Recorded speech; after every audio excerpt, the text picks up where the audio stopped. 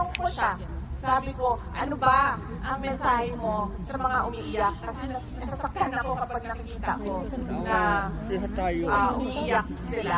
Sabi niya, edi umiyak ka din.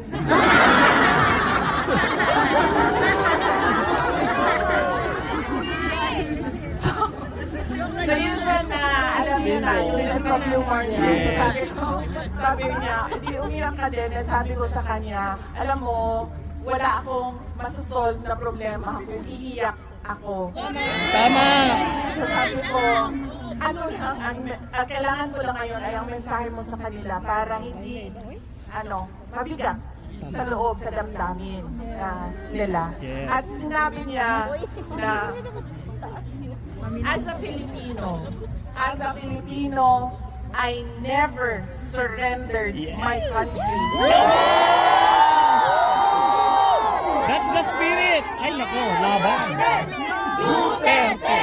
Duterte! Pariya ko sa Duterte! Duterte! Sinabi niya, wala kayong masabi na meron akong Pilipino na binigay sa mga dayuhan. Yes! Kasi Duterte! Oh yes, nandito lang kami. Yun ang mensahe niya nung tinanong ko siya kung ano ang specific mo na mensahe sa mga umiiyak. Parang hindi ata yun mapatigil sa iyak niyo. Unfortunately, yun ang mensahe niya. Yun ang sentiments niya na gusto niya daw malaman ninyo na hindi niya daw talaga sa lahat ng kanyang pagtatrabaho para sa ating bansa, ibinigay ang ating bansa sa mga dayuhan. Dayuhan, nakakalungkot. Yes, ma'am.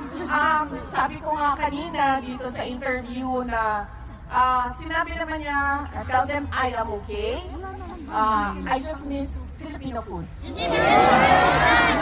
Ginamos! Madami ginamos!